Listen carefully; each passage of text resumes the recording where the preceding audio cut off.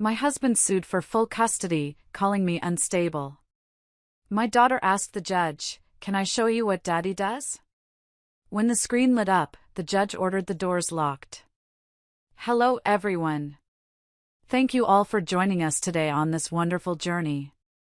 I invite you to prepare a warm cup of water, settle into your favorite comfortable spot, and let the day's tensions melt away. Now, let's embark on our story together. On the day my life was supposed to end, the courtroom smelled of lemon polish and old paper. That specific scent will haunt me forever. My husband, Preston, sat across the aisle in his $3,000 Italian suit, checking his watch as if he were waiting for a boring meeting to wrap up. He didn't look at me. He hadn't really looked at me, in years.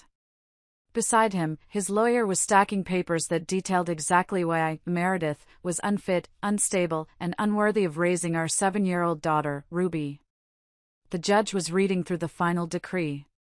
Every word felt like a stone being placed on my chest. I was about to lose my house. I was about to lose my dignity.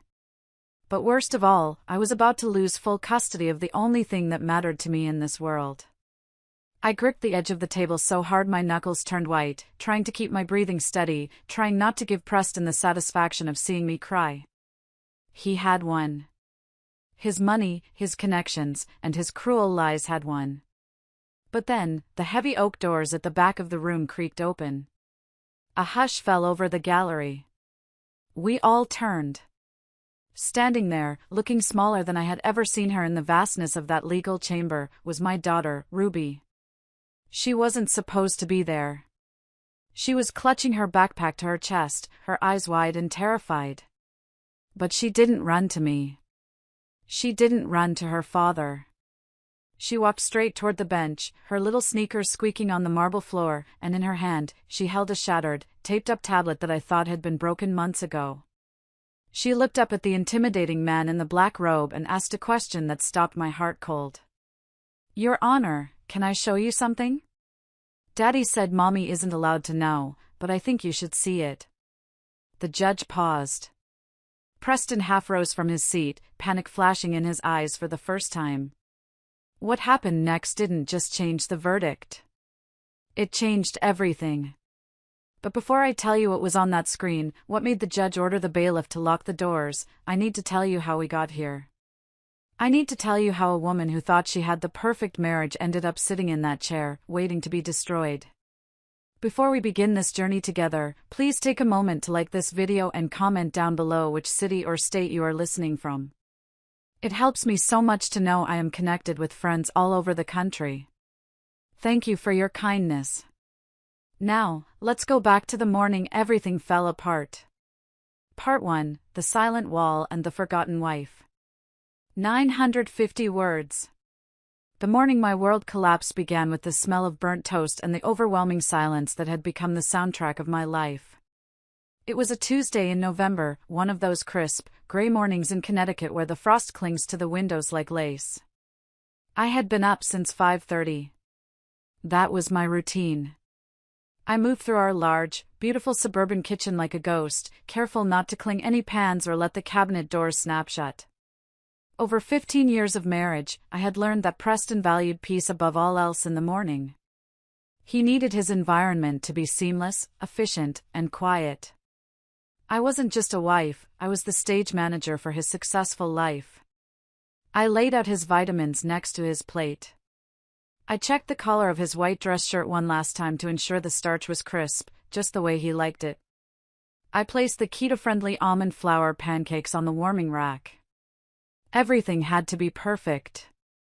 It was a habit born of love, I told myself, but deep down, I knew it was a habit born of fear.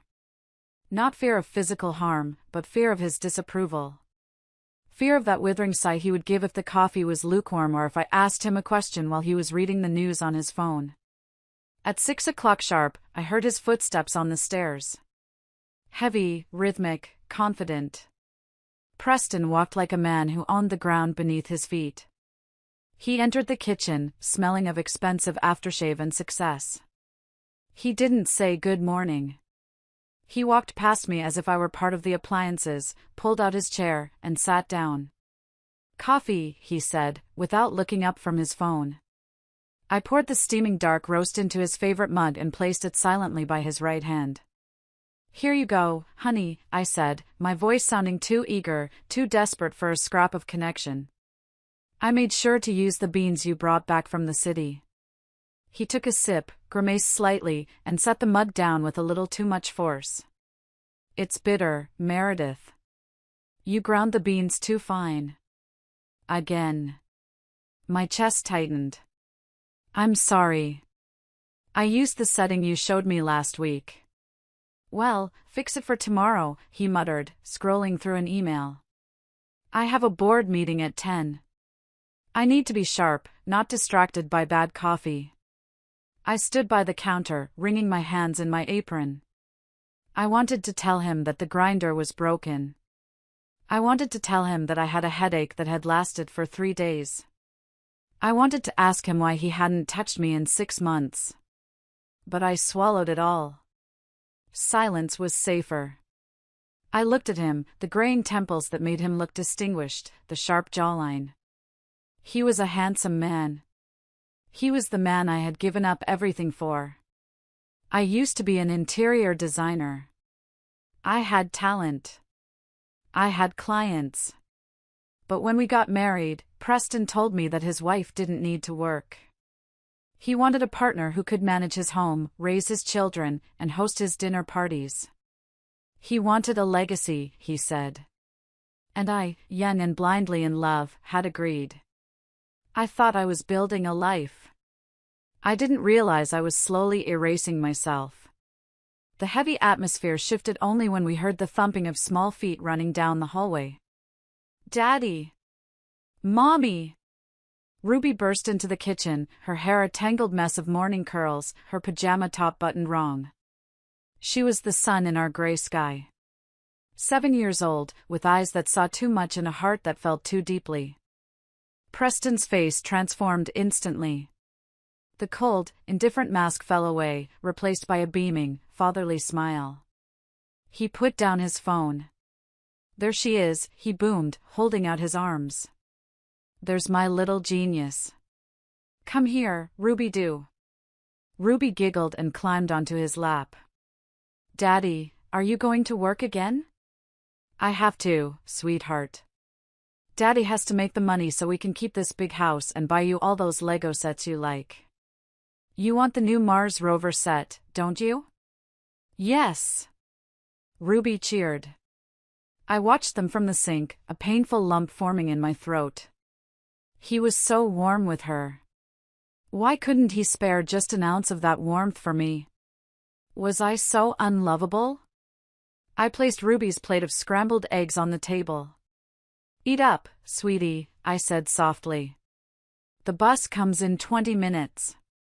Preston checked his watch, a Rolex I had saved up for 2 years to buy him for his 40th birthday. He set Ruby down abruptly. All right, playtime is over. I have to go. He stood up, grabbed his briefcase, and smoothed his jacket. He kissed Ruby on the top of her head. Be good. Listen to your mother. He said it automatically, like a script. He walked toward the garage door. Preston? I called out. Will you be home for dinner? I was thinking of making that pot roast you like. He didn't turn around. He opened the door, the cold November air rushing in. Don't wait up. I have a client dinner. I'll be late. And then he was gone. No kiss goodbye. No I love you. Just the sound of the heavy door clicking shut and the roar of his luxury sedan engine fading down the driveway. I stood there in the silence, the smell of his aftershave lingering in the air like a ghost. I felt invisible. I looked at Ruby, who was happily eating her eggs, oblivious to the fact that her mother's heart was breaking a little more every single day. I told myself it was just a phase. Men get stressed. Work is hard. I just needed to try harder. Be a better wife. Be quieter. Be more perfect. I spent the morning cleaning a house that was already spotless. I scrubbed the floors until my knees ached. I reorganized the pantry. I was trying to scrub away the anxiety gnawing at my gut. At noon, just as I was finishing a load of laundry, the doorbell rang. It was a courier.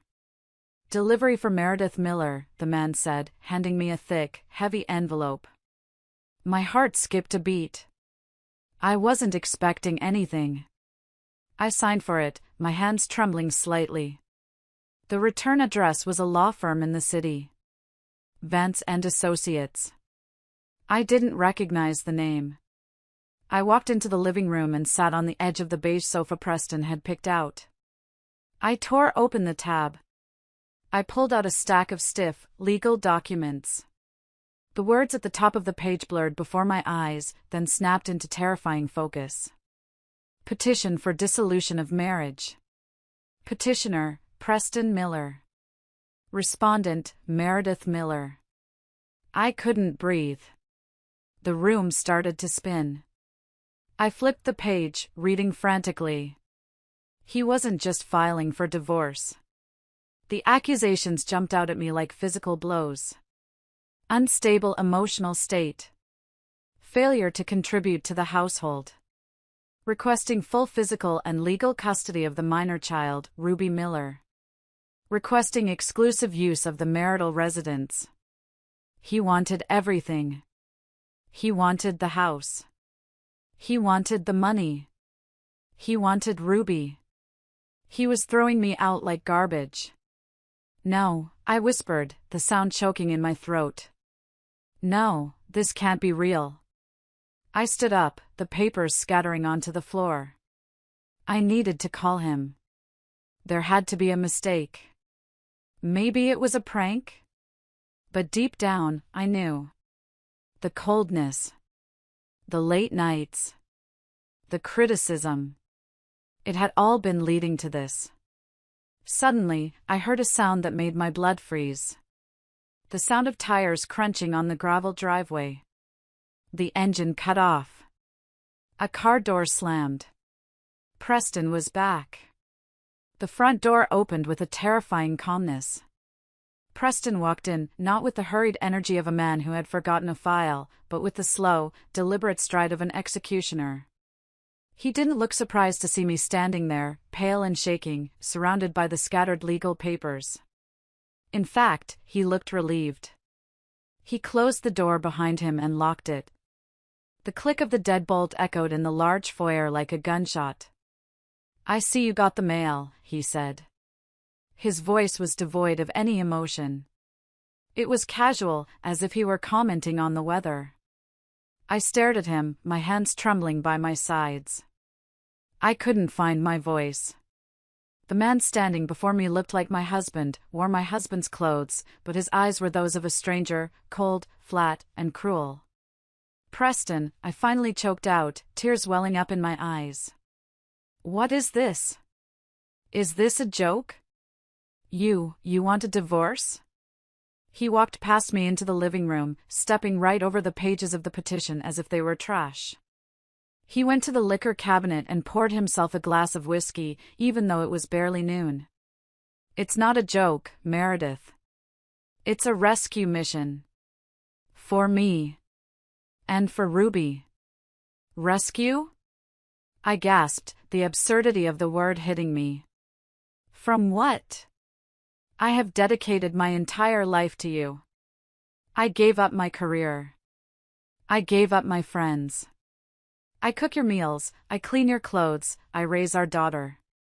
He spun around, the glass clinking sharply against his wedding ring. A ring that suddenly felt like a lie. "And look at you," he sneered, his lip curling in disgust. "Look at yourself, Meredith. You're pathetic. You're a glorified maid. Do you really think a man like me, a man who closes $1 million deals before lunch, wants to come home to this?"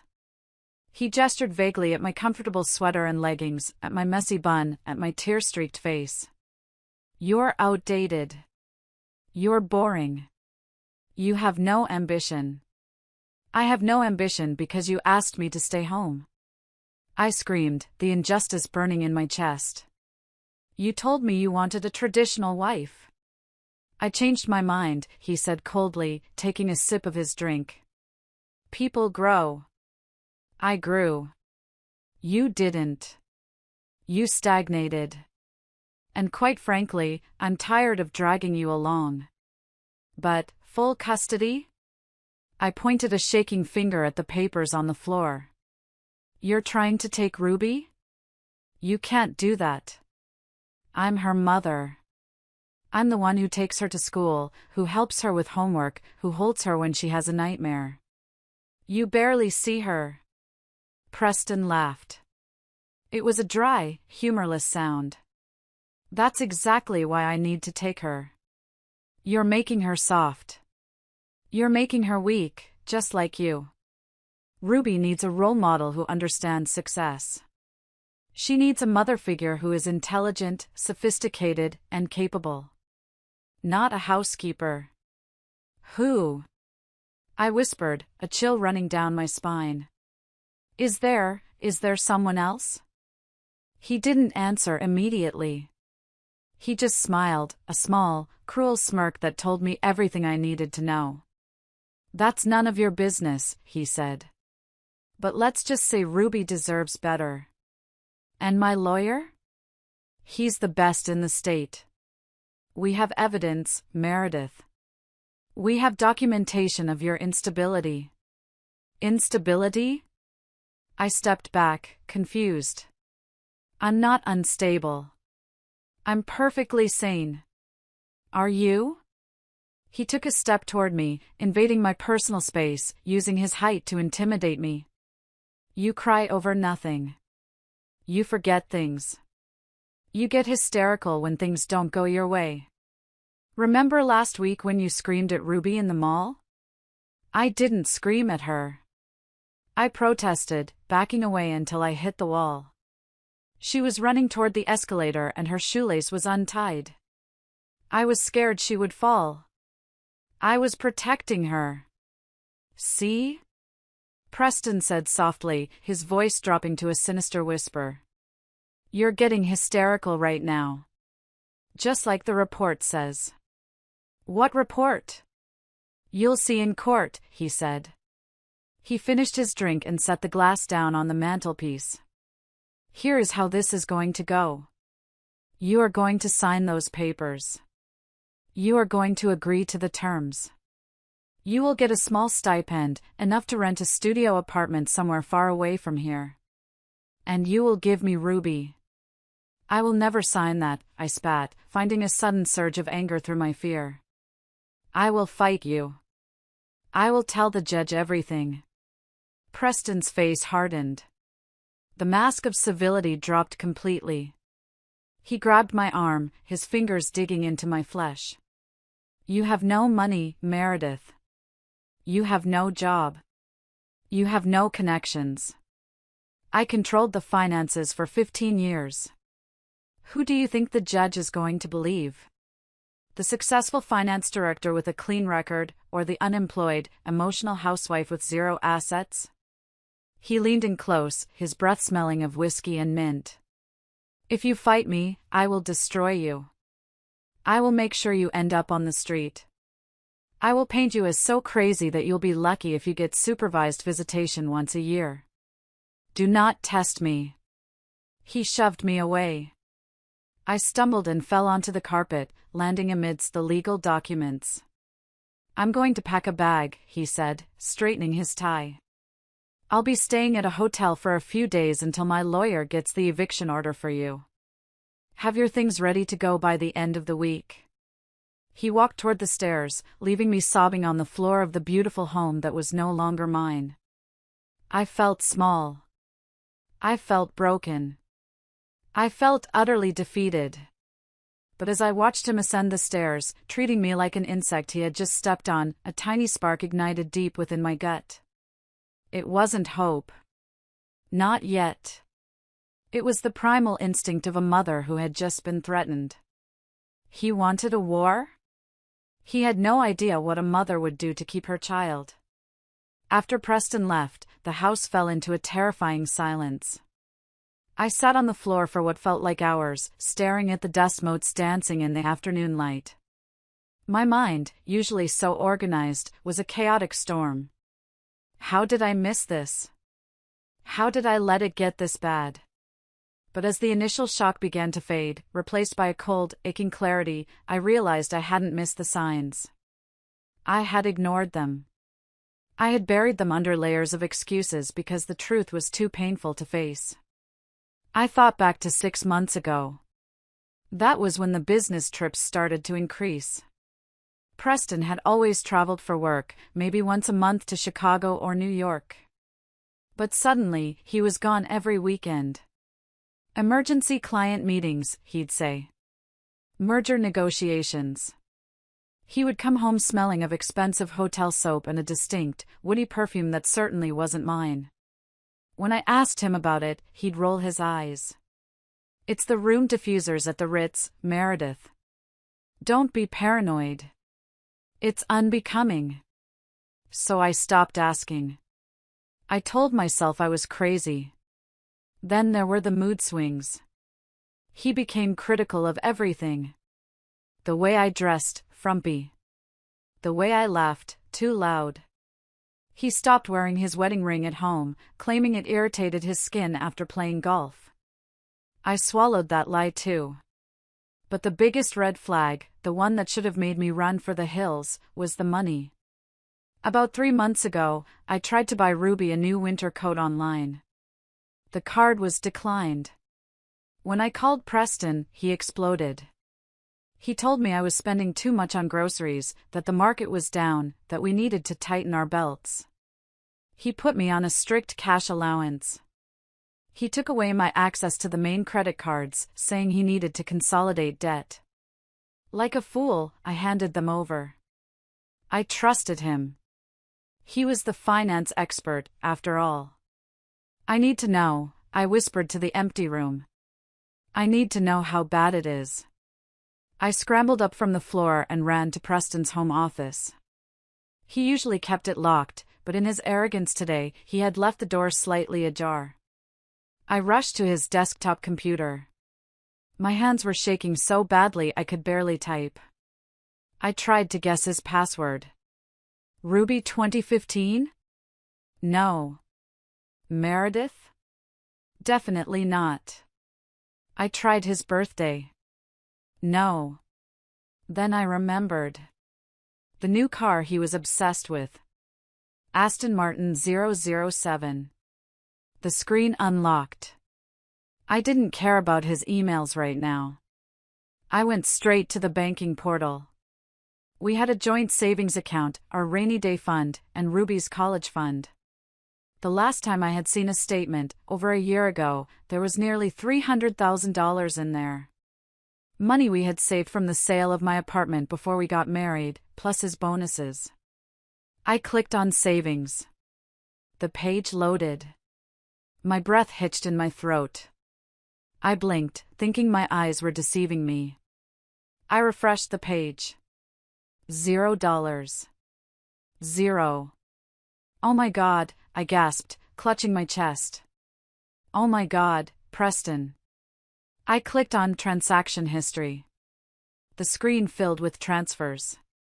It wasn't one big withdrawal. It was a systematic draining of our life. 5,000 here. 10,000 there. All transferred to an entity called Sterling Consulting LLC and another account in the Cayman Islands. He had been stealing from us for months. He had emptied Ruby's college fund. He had taken every penny of the safety net I thought we had. I checked the checking account. There was $500 left. $500 to last me, forever? Panic, cold and sharp, seized my lungs. I was hyperventilating. I was a 42-year-old woman with no job, no resume for the last 15 years, and now, absolutely no money. He hadn't just left me, he had crippled me. He wanted to ensure I couldn't hire a lawyer. He wanted to make sure I couldn't fight back. I clicked on the credit card statements. My stomach turned as I scrolled. While he was telling me to tighten my belt on groceries, he was spending thousands. Tiffany & Company, $4,500. The Four Seasons Hotel, $2,800. Saks Fifth Avenue, $1,200, women's handbags. I hadn't received any jewelry. I hadn't stayed at the Four Seasons.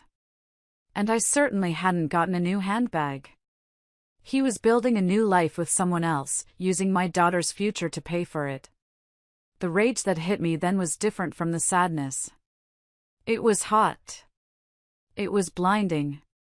I printed everything. I printed the zero balance. I printed the transfers. I printed the jewelry receipts. I used up all the paper in the printer and went to the closet to get more. As I reached for the paper, my hand brushed against a box on the top shelf. It was an old, dusty box labeled Meredith's Drafts. I pulled it down. Inside were my old sketchbooks, my drafting compass, my expensive architectural pens, the tools of the trade I had abandoned. I touched the cold metal of the compass. I remembered who I used to be. I used to manage construction sites. I used to negotiate with contractors. I used to be tough. Preston had convinced me that Meredith the architect was too hard, too masculine. He had molded me into Meredith the housewife. But Meredith the housewife couldn't survive this. Meredith the housewife was broken. If I wanted to save Ruby, I had to find that old version of myself. I had to stop crying and start calculating. My phone buzzed in my pocket. It was a notification from the school app. Bus arriving in 10 minutes. Ruby. I wiped my face aggressively with my sleeve. I couldn't let her see me like this. I grabbed the stack of printed evidence and hid it under my mattress. I washed my face with cold water. I wasn't just fighting for money. I was fighting for my daughter. And Preston Miller had made a fatal mistake. He thought taking my money made me weak. He forgot that a mother with her back against the wall is the most dangerous creature on earth. The next morning, after I put Ruby on the school bus, forcing a smile so bright it hurt my face, I knew I needed help. But who? Preston had slowly isolated me from my friends over the years. They're jealous of our lifestyle, he'd say. Or, they're bad influences. Now I realized it was a strategic move to leave me alone when the end came. I sat in my car, staring at the steering wheel, my mind racing. I needed someone who knew Preston. Someone who knew his secrets but wasn't under his spell. Then, a name popped into my head. Sarah. Sarah was Preston's executive assistant for 5 years. She was efficient, kind, and she always sent me reminder texts for Ruby's birthdays. But 6 months ago, she was abruptly fired. Preston told me she was stealing office supplies, but it never sounded right. Sarah was the type of woman who returned a pen if she accidentally took it home. I found her number in my old contacts. My thumb hovered over the call button. Would she even talk to me? I was the wife of the man who fired her. I dialed. It rang 4 times. Hello? Her voice was guarded. Sarah? It's Meredith Miller. Silence. Then, a heavy sigh. Mrs. Miller. I wondered when you'd call. My heart leaped. You did? I heard about the filing. News travels fast in the firm, even for us ex-employees. Sarah, I need to talk to you. Please. I don't know who else to turn to. We met an hour later at a greasy spoon diner on the edge of town, a place Preston wouldn't be caught dead in. Sarah looked tired. She was stirring her coffee nervously when I slid into the booth opposite her. I don't have much money, Sarah, I started, being honest. I can't pay you for information. But he's trying to take Ruby. He took everything. Sarah looked up, her eyes softening. He's a monster, Meredith. I tried to warn you, but I couldn't get past his gatekeepers. Why were you really fired? I asked. Sarah looked around to make sure no one was listening. I wasn't fired for stealing supplies. I was fired because I saw the emails. I saw the travel itineraries for him and her. Her? I leaned in. Who is she, Sarah? Please. Sarah hesitated, fear flickering in her eyes. He made me sign an NDA, non-disclosure agreement. If I talk, he could sue me for everything I have. He's already suing me for everything I have. I reached across the table and grabbed her hand. He emptied Ruby's college fund. He left us with zero. Please, Sarah. I'm drowning. Sarah bit her lip. She looked at my desperate face, then down at her coffee. Sterling, she whispered. Look into Sterling Consulting. I saw that name on the bank transfers. I said. Is that a company? It's a shell company, Sarah said rapidly, keeping her voice low. But it's named after her. Bianca Sterling. Bianca Sterling? The name meant nothing to me. She's a psychologist, Sarah revealed, dropping a bombshell. She was brought in as a corporate consultant for the firm last year. Corporate wellness, leadership coaching, that sort of thing. Preston fell for her hard. Or rather, she dug her claws in. A psychologist? I felt sick. He's leaving me for a psychologist? It's worse than that, Meredith. Sarah leaned in closer. She's not just his mistress. She's his strategist. I heard them in his office once. She was telling him exactly how to handle you. She told him to cut off your funds slowly so you wouldn't notice until it was too late. She told him to start documenting your emotional outbursts. She's the one who orchestrated this whole divorce plan. I sat back, the breath knocked out of me. It wasn't just a midlife crisis affair. It was a calculated, psychological dismantling of my life, engineered by a professional. Why? I whispered. Why go to such lengths? Why not just leave? Because of the prenup, Sarah said. Or rather, the lack of one. You've been married 15 years. In this state, you're entitled to half of everything. Preston's assets are worth millions. He's too greedy to give you half. So, they came up with a plan to make you look unfit, to make you the villain, so the judge would award him everything. Tears pricked my eyes. It was so evil. It was so thorough. Does he know you know this? I asked. He suspects. That's why he fired me. He threatened to blacklist me from every firm in the city if I opened my mouth. Sarah squeezed my hand back. I can't testify, Meredith. I can't go up against his lawyers. They'll crush me. But I can point you in the right direction. Check the dates on the transfers. Cross-reference them with his business trips to Switzerland. He's hiding assets offshore. And, be careful. Bianca is smart. She knows how to manipulate people. She manipulates him, and he manipulates you. I left the diner shaking, but this time, it wasn't from fear. It was from adrenaline. I had a name. Bianca Sterling. And I knew their game. They were gaslighting me on an industrial scale. But knowledge wasn't enough. I needed a lawyer. A shark. But sharks cost money, and I had zero. I drove home, my mind racing. I had to liquidate the only things Preston hadn't touched.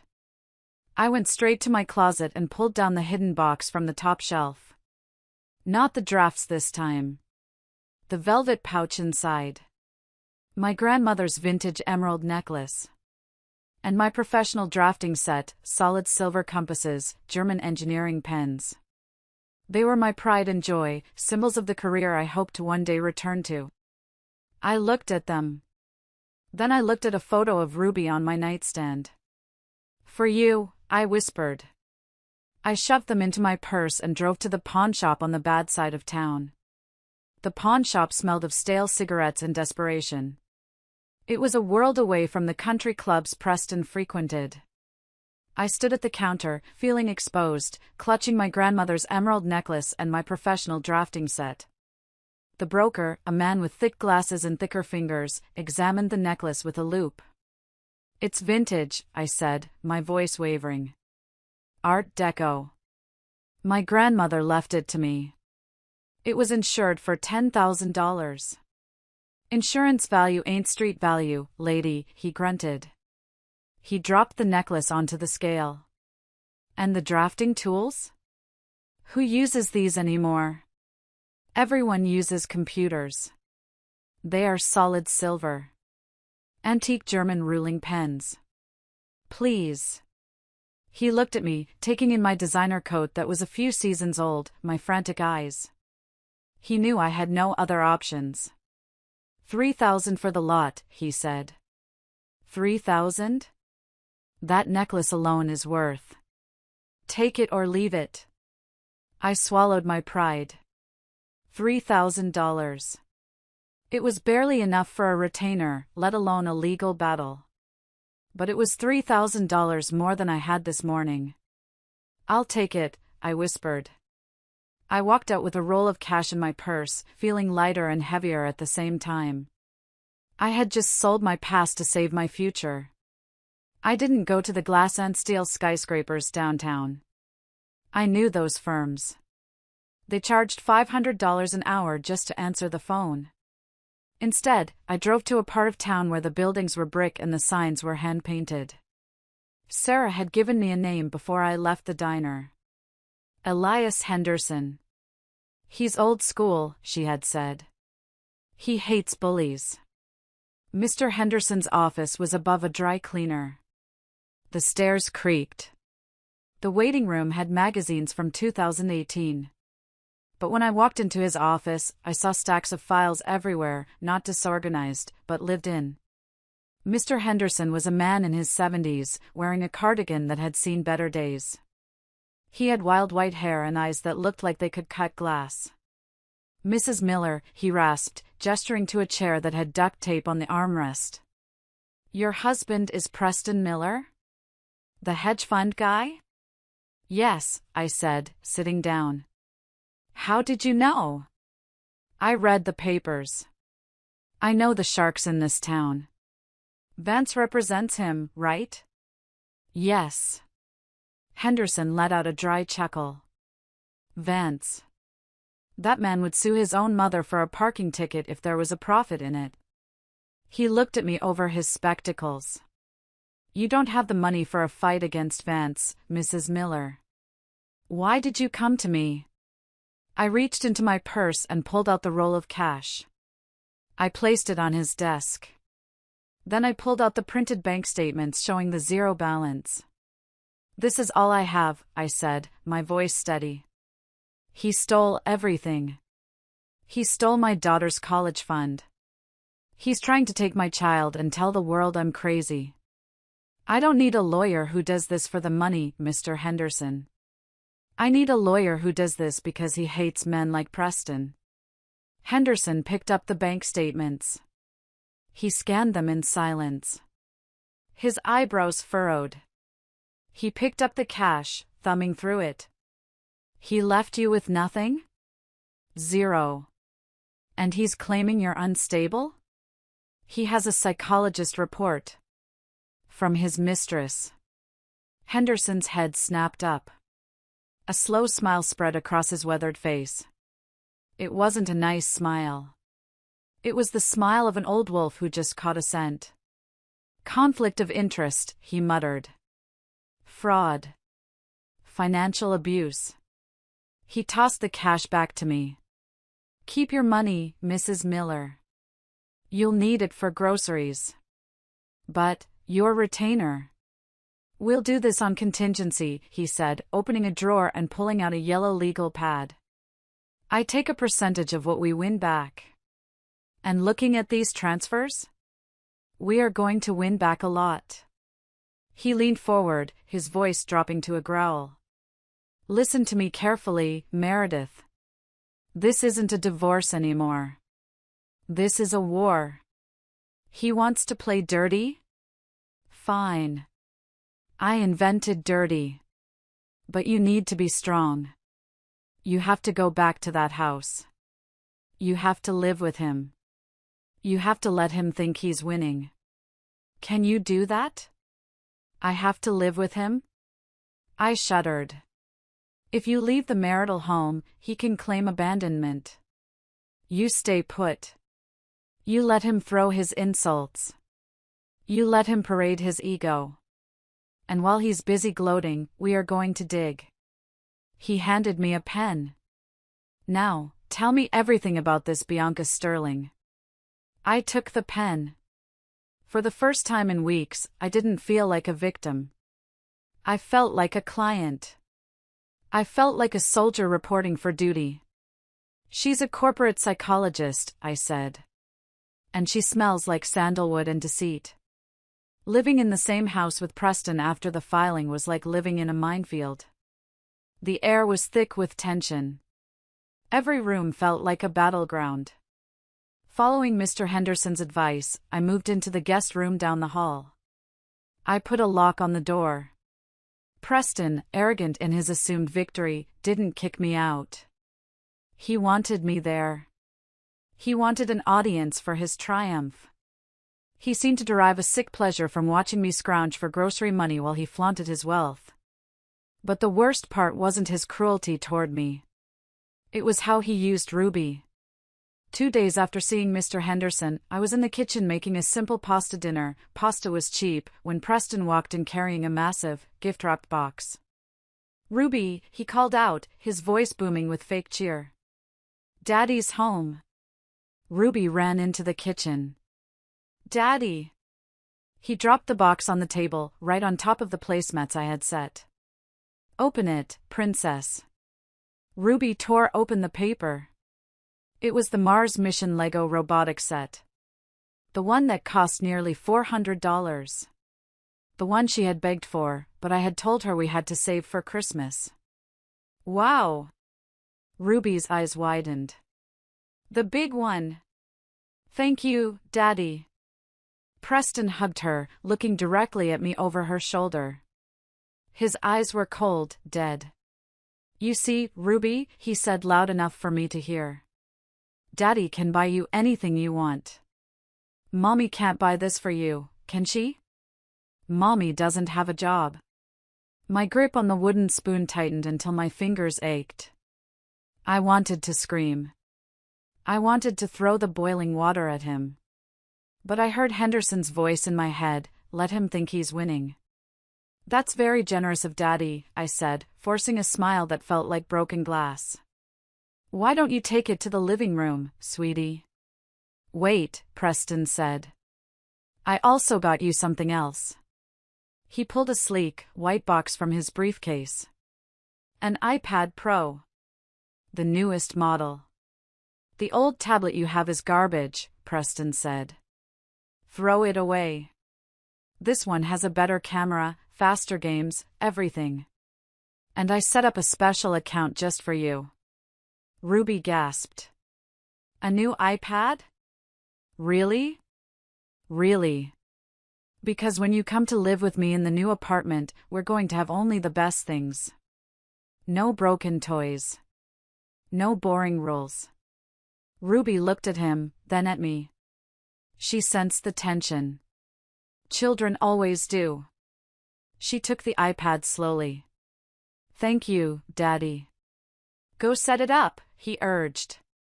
Ruby ran off to the living room with her treasures. Preston turned to me, his smile vanishing instantly. Don't bother setting a plate for me, he sneered. I'm eating out. The food here is pathetic lately. Going to a business meeting? I asked, keeping my voice neutral. Or a therapy session? His eyes narrowed. Careful, Meredith. You're skating on thin ice. He grabbed his keys and left. I stood in the kitchen, trembling. He was buying her loyalty. He was dazzling a 7-year-old with consumerism to erase her mother. Later that night, I went to check on Ruby. The house was quiet. I opened her bedroom door softly. The glow of the nightlight illuminated her bed. I expected to see her playing with the new iPad. But she wasn't. The shiny new box was sitting on her desk, unopened. Ruby was curled up under her duvet, fast asleep. But one of her hands was tucked under her pillow. I tiptoed closer. I gently lifted the corner of the pillow. My heart broke. She was clutching her old, battered tablet. The screen was cracked in a spiderweb pattern from when she dropped it last summer. The case was peeling. Why was she holding onto this piece of junk when she had a brand new $2,000 device on her desk?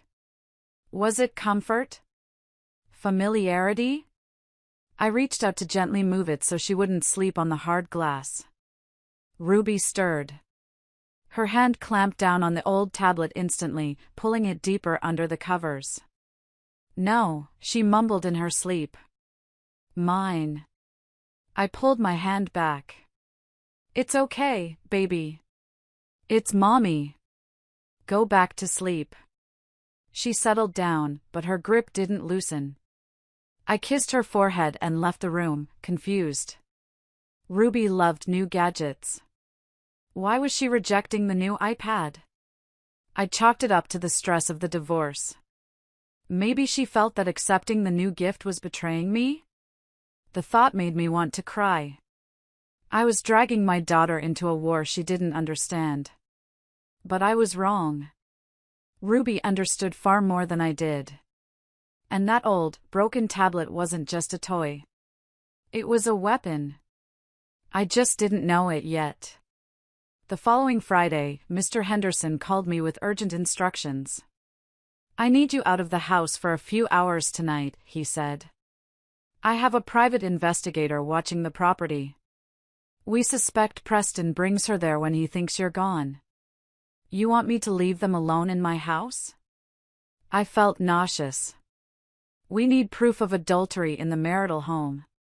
It voids certain clauses in the prenup he's trying to enforce. Go to a movie.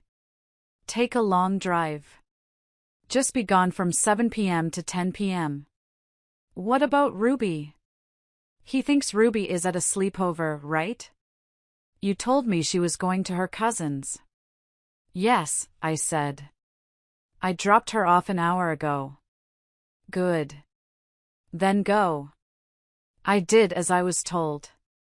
I sat in a dark movie theater, watching a comedy I couldn't laugh at, checking my phone every 5 minutes. At 9:30 p.m., I drove back. I parked down the street, lights off, waiting for the text from the PI saying the coast was clear. But as I sat there, my phone buzzed. It wasn't the PI. It was my sister, calling from the landline at her house. Meredith, she sounded panicked. Did you pick up Ruby? What? No. She's at your house.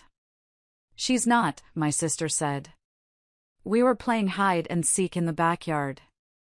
I went inside to get juice, and when I came back, she was gone. Her backpack is gone. I thought maybe you came and got her early. Ice water flooded my veins. I didn't pick her up. Oh my God. I'm looking everywhere, Meredith. I'm calling the neighbors. I hung up and started the car. Panic, raw and blinding, took over. Where would she go? She was 7. Then it hit me. Ruby had been acting strange about protecting her things. She had been worried about her Lego set.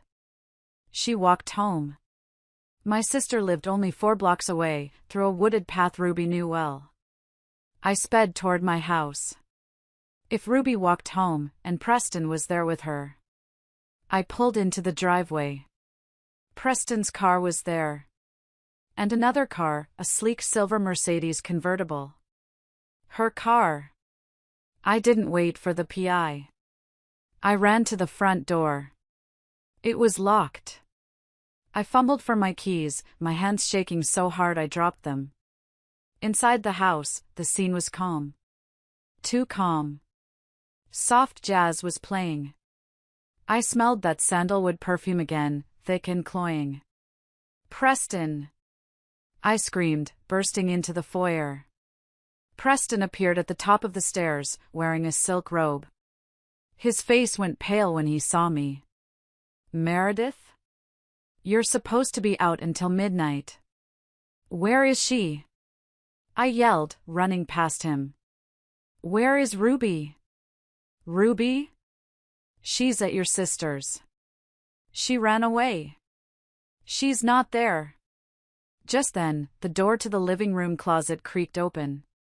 We both froze. Ruby stepped out. She was still wearing her coat and backpack. She looked terrified, her eyes darting between me and her father. Ruby! I dropped to my knees and pulled her into a hug. Oh my God, you scared me to death.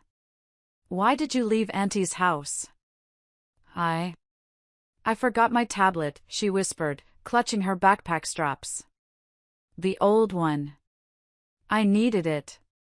Preston came down the stairs, his eyes narrowing. You walked home alone in the dark for a broken piece of junk? Then, a voice drifted from the kitchen. A woman's voice. Smooth, confident, and annoyed.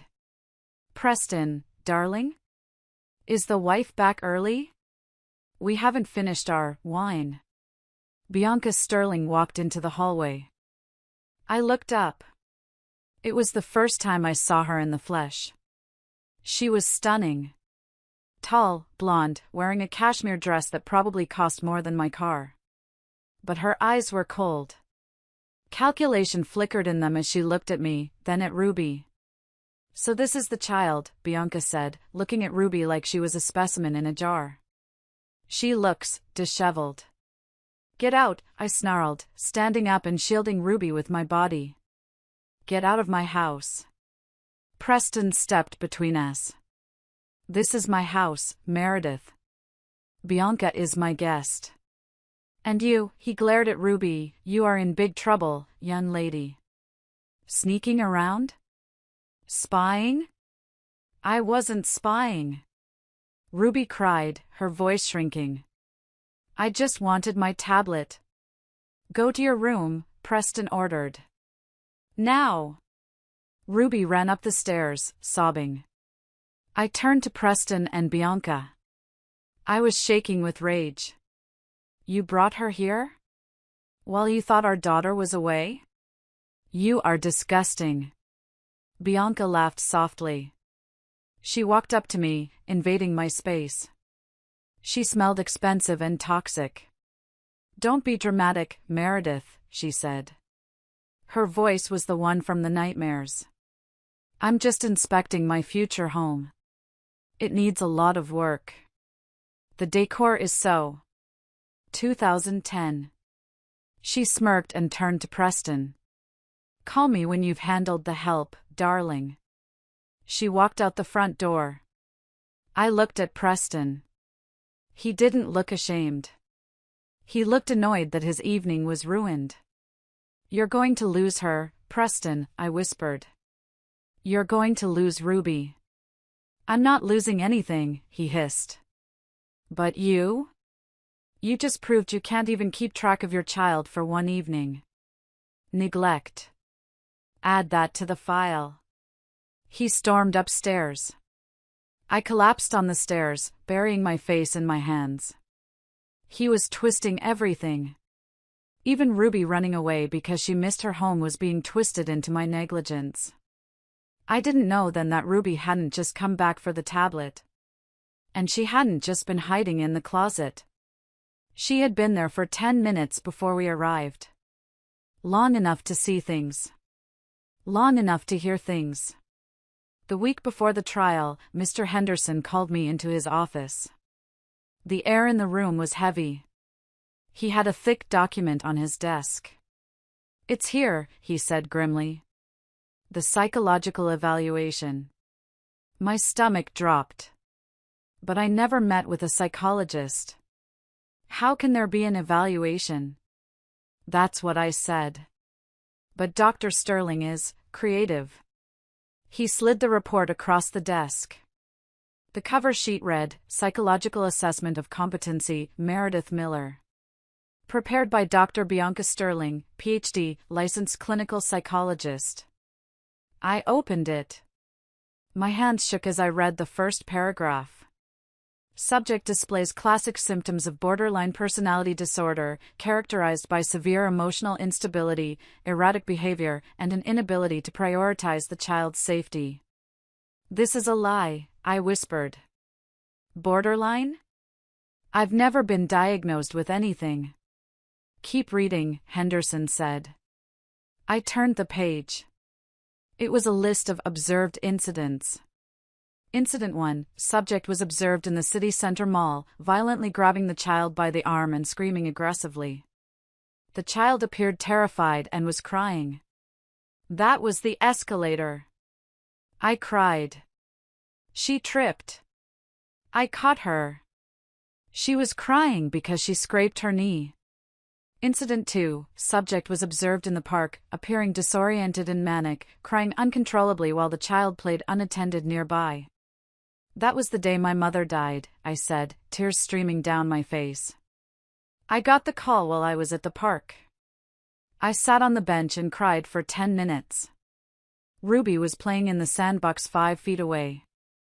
I wasn't manic, I was grieving. She's twisting everything, Henderson said, slamming his fist on the desk. She's taking real moments from your life and rewriting the context to make you look insane. It's called gaslighting by proxy. But how does she know these things? I asked. She wasn't there. Preston, Henderson said. Preston told her. Or. He paused. Or she was stalking you. A chill went through me. The woman I saw in my hallway, the woman who looked at my daughter like a bug, had been watching us? There's more, Henderson said. Look at the recommendation. I flipped to the last page. Conclusion: it is my professional opinion that Meredith Miller poses a significant psychological risk to the development of Ruby Miller. I strongly recommend full legal and physical custody be awarded to the father, Preston Miller, with supervised visitation only for the mother, pending psychiatric intervention. Supervised visitation? I choked. Like a criminal? I can't be alone with my own daughter? That's what they want, Henderson said. They want to erase you, Meredith. If the judge believes this report, and Dr. Sterling has a lot of credentials, you lose. Can't we prove she's biased? I asked, desperate. She's sleeping with him. She's his mistress. We know that, Henderson sighed, rubbing his temples. But proving it in family court is harder than you think. Unless we have photos of them in bed together, or financial proof that he paid her for this report, it's just your word against a respected doctor. And right now, your word is unstable. I stared at the signature at the bottom of the page. Bianca Sterling.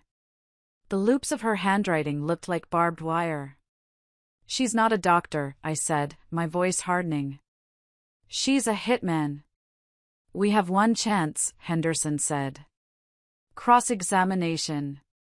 I have to tear her apart on the stand. I have to make her slip up. But you have to be made of stone, Meredith. Preston's lawyer, Vance, is going to use this report to bait you. He will say horrible things to you in court to make you scream, to make you cry. If you shed one tear, you prove Dr. Sterling right. I won't cry, I said, though I was crying right now. You have to be perfect, Henderson warned. Because if you crack, even for a second, Ruby goes to Switzerland. I drove home in a daze. The world felt like it was closing in. I looked at the passenger seat where Ruby usually sat. Her booster seat looked so empty. Switzerland. They were going to take my baby to another continent. I got home and walked into the kitchen. Preston was there, drinking wine. He looked at my tear-stained face and smirked. "Read the report?" he asked. I didn't answer. I walked past him. "She's very thorough, isn't she?" he called after me. "Bianca really captured the real you." I stopped. I turned slowly. "You are going to hell, Preston," I said quietly. "Maybe," he laughed. "But I'll be in hell with the house, the money, and the kid." "And you?" "You'll just be a lonely, crazy cat lady."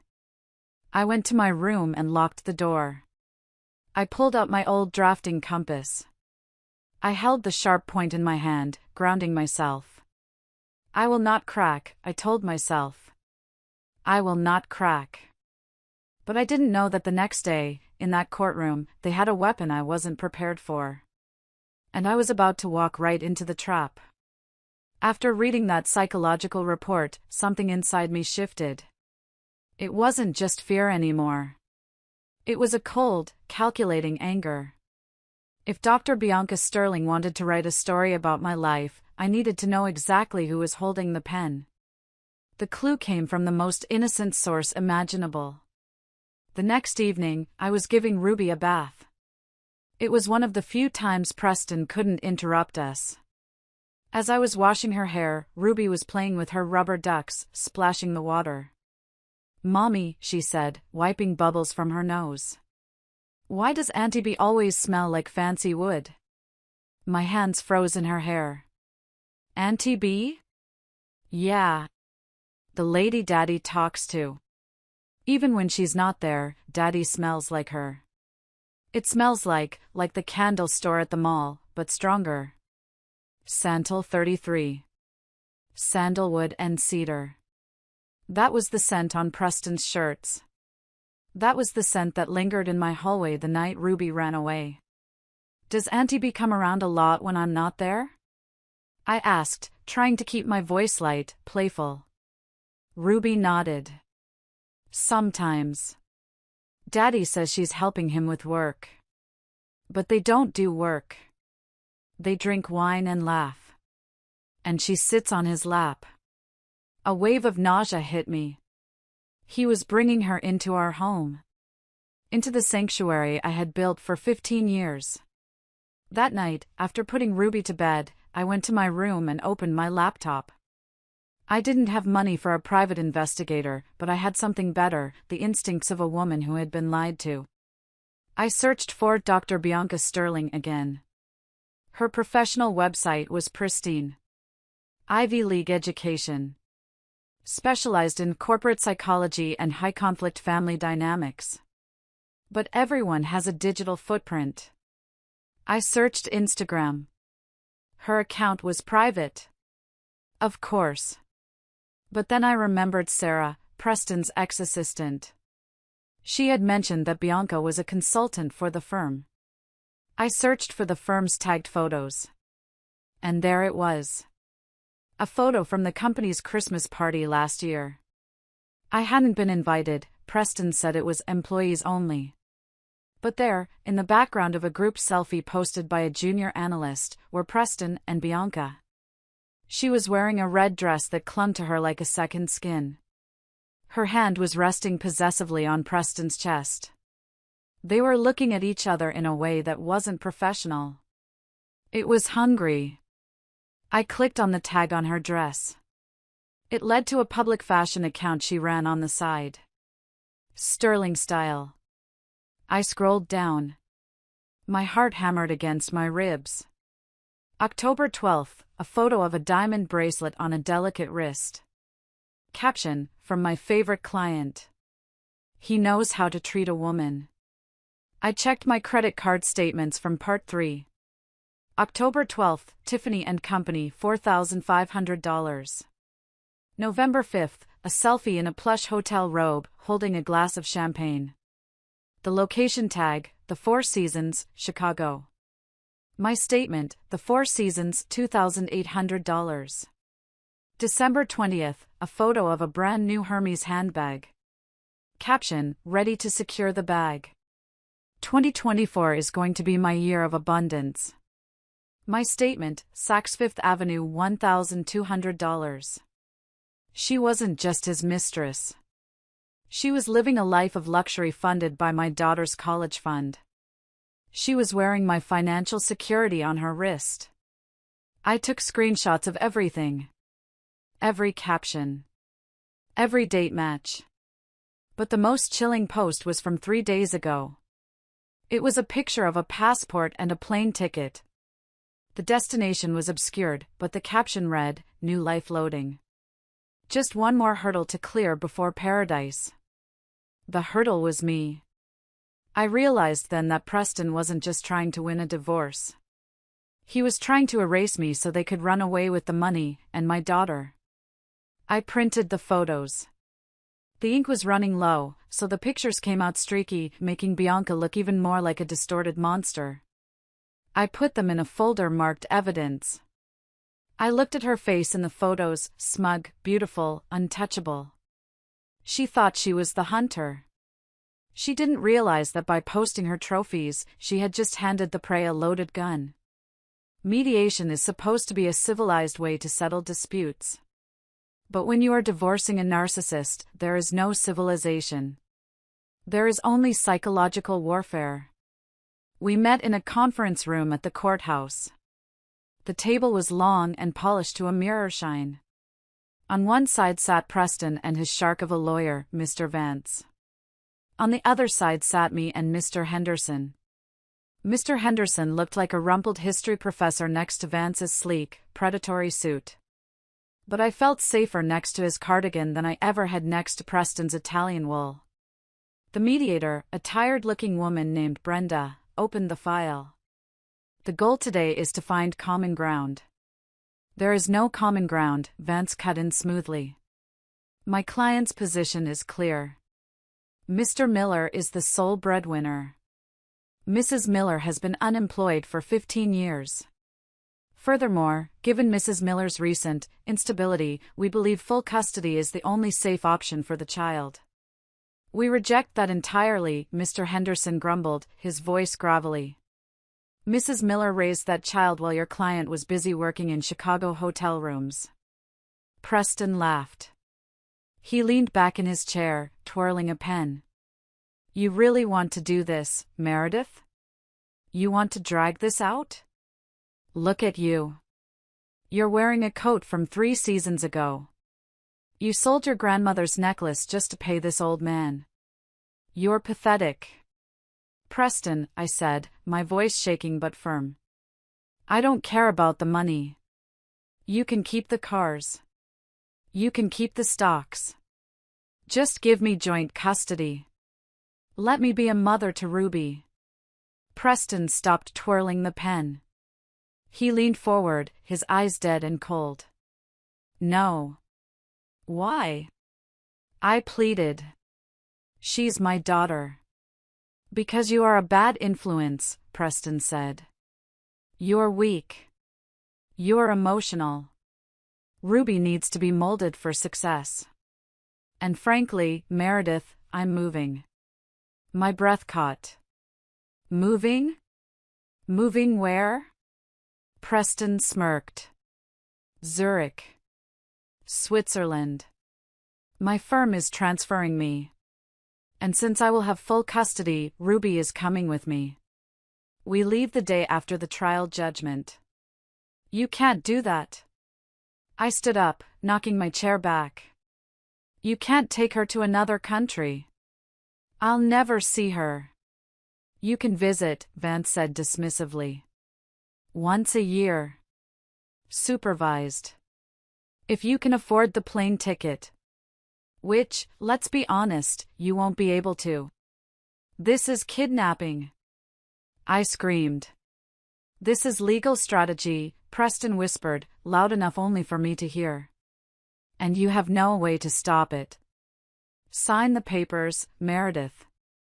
If you sign now, I'll give you enough cash to rent a decent apartment. If you fight me in court next week, I will leave you homeless, and Ruby will grow up in Europe forgetting she ever had a mother named Meredith. I looked at him. I looked at the man I had shared a bed with for 15 years. I realized there was no humanity left in him.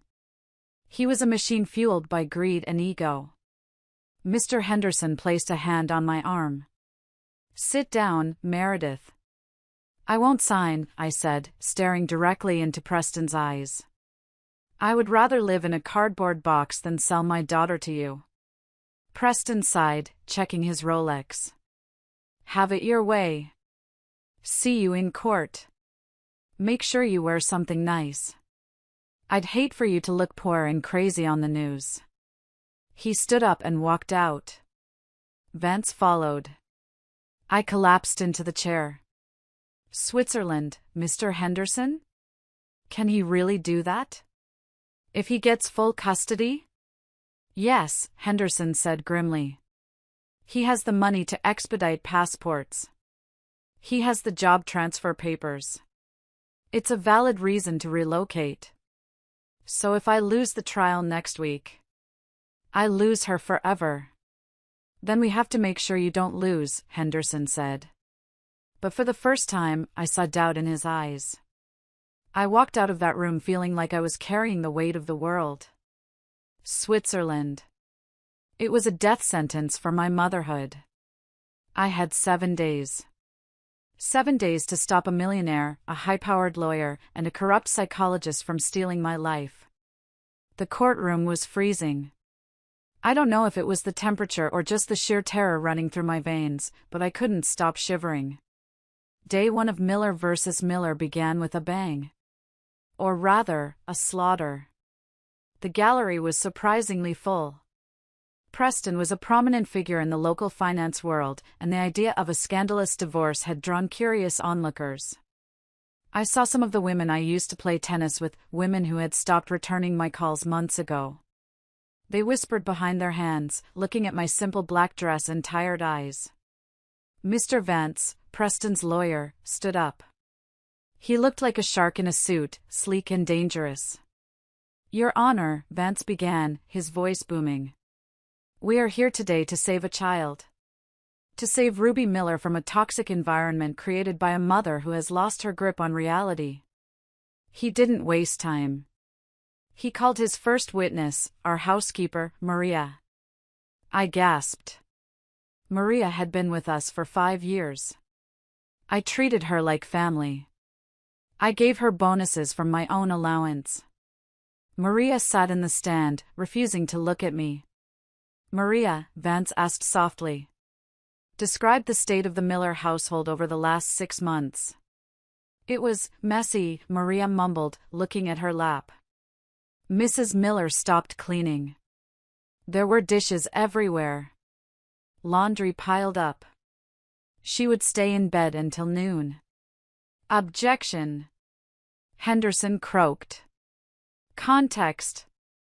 Mrs. Miller had severe influenza during that period. "Overruled," the judge said, scribbling notes. "The witness is describing what she saw." "And did Mrs. Miller ever forget to pick up the child from school?" Vance asked.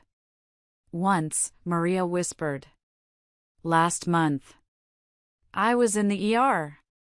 I whispered frantically to Henderson. I had a migraine so bad I couldn't see. "I called the school." "Hush," Henderson hissed. "Let them talk."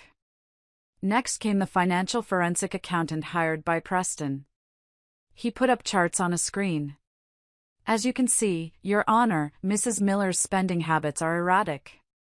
Thousands of dollars withdrawn in cash. No receipts. This suggests either a gambling addiction or a hidden substance abuse problem." My jaw dropped. Those were the cash withdrawals Preston forced me to make because he cut off my cards. He told me to use cash for groceries. But to the judge, it just looked like numbers on a screen. Numbers that painted me as irresponsible and secretive. Preston sat at the plaintiff's table, his face a mask of sorrowful concern. He shook his head sadly every time a new fact was revealed, as if to say, "See what I've had to put up with?" By the time lunch recess was called, I felt stripped naked. They had twisted my illness into laziness. They had twisted my financial abuse into addiction. I sat on a bench in the hallway, eating a stale sandwich Mr. Henderson had brought me. "They're winning," I said, my voice hollow. "The judge hates me." "Did you see the way he looked at me when they showed the photos of the dirty kitchen?" "It's a show, Meredith," Henderson said, though he looked worried. "They are throwing mud. Our turn comes when we cross-examine. We have to wait for the big gun." "The big gun?" "Dr. Sterling," Henderson said. "She's scheduled for tomorrow morning. She is the linchpin. If her testimony stands, the judge grants custody to Preston. If we can discredit her, the whole house of cards falls." "But how?" I asked. "Sarah won't testify. We only have Instagram screenshots. The judge might not even admit them." "I'm working on it," Henderson said, but he didn't sound confident. As we walked back into the courtroom, I saw Preston standing near the water fountain. He was talking to Vance, laughing. A genuine, belly laugh. He saw me and winked. It wasn't a flirtatious wink. It was the wink of a hunter who has the deer in his sights and is just waiting to pull the trigger. I walked back to my seat, my legs feeling like lead. I looked at the empty witness stand. Tomorrow, the woman who was sleeping with my husband was going to sit there and tell the world I was crazy.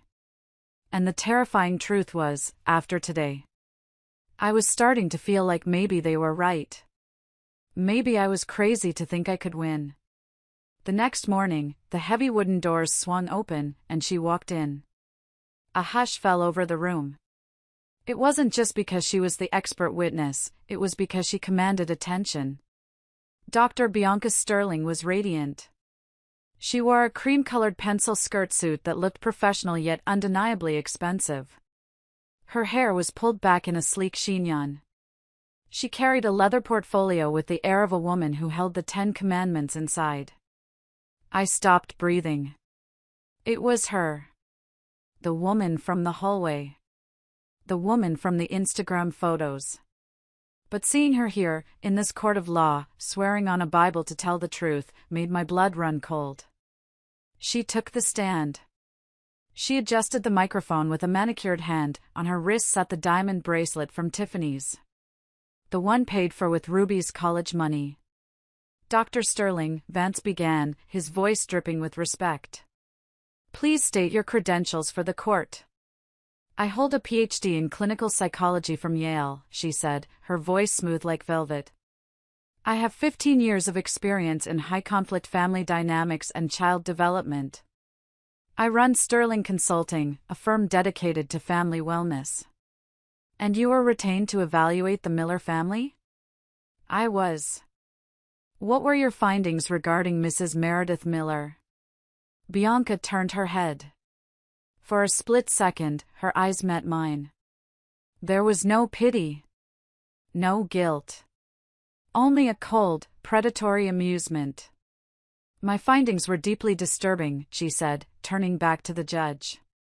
"Mrs. Miller exhibits classic signs of borderline personality disorder with narcissistic tendencies. She creates chaos to garner attention. She is emotionally volatile. During my observations, I noted that she projects her own insecurities onto the child, creating a toxic dependency." "Can you give an example?" "Certainly. I observed an incident at the city park. Mrs. Miller was on a bench, crying hysterically, completely ignoring her daughter who was wandering toward the street.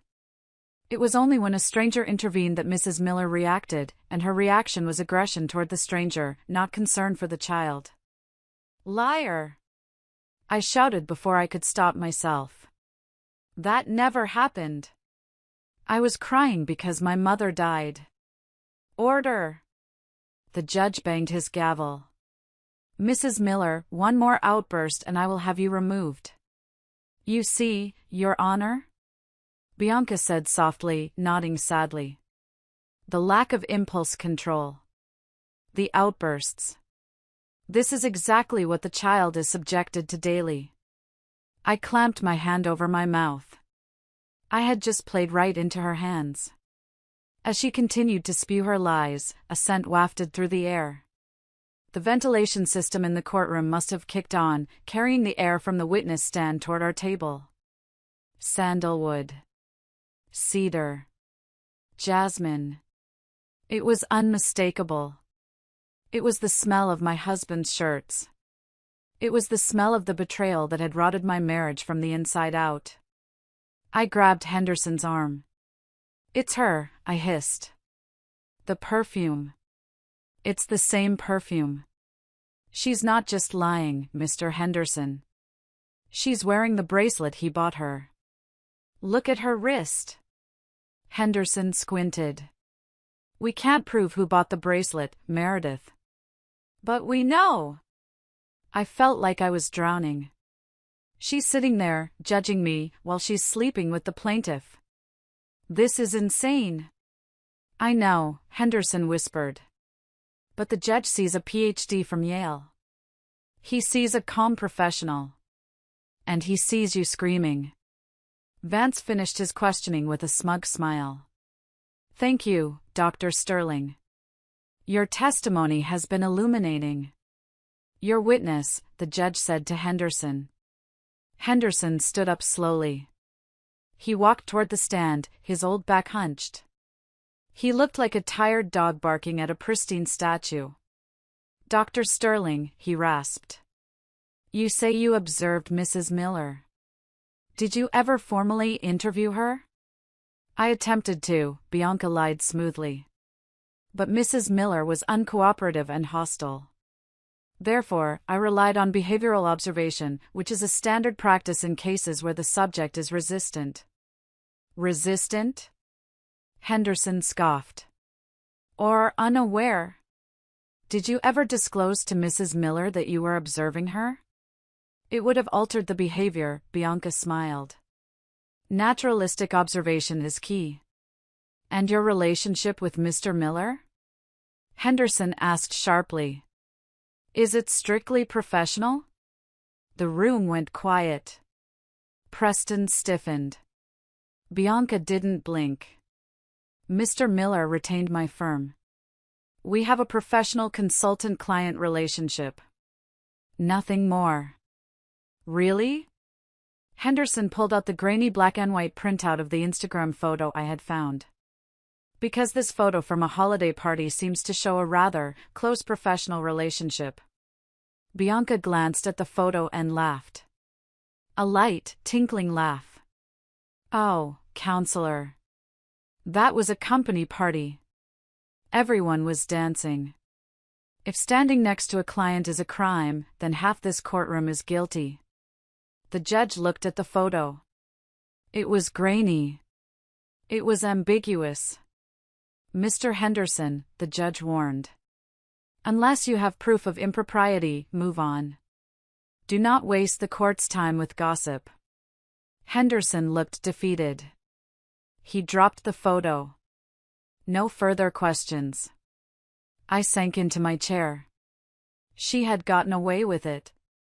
She had lied under oath, and she had done it with a smile. The respondent calls Meredith Miller to the stand. Hearing my name called felt like a summons to the gallows. I stood up, my legs trembling so badly I had to grip the table to steady myself. I walked to the witness box, swearing on the Bible that felt heavy with irony in a room full of liars. Mr. Henderson asked me gentle questions first. I tried to explain about the bank accounts, the joint savings being drained. I tried to explain about my mother's death and the flu. I spoke clearly, trying to channel the architect I used to be, logical, precise. But then it was Vance's turn. He didn't walk to the podium. He walked right up to the witness box, invading my personal space just like Preston did. "Mrs. Miller," he began, his voice sickly sweet. "You claim you are a devoted mother. Yet, you have no income. You have no savings. You rely entirely on your husband's generosity, isn't that correct?"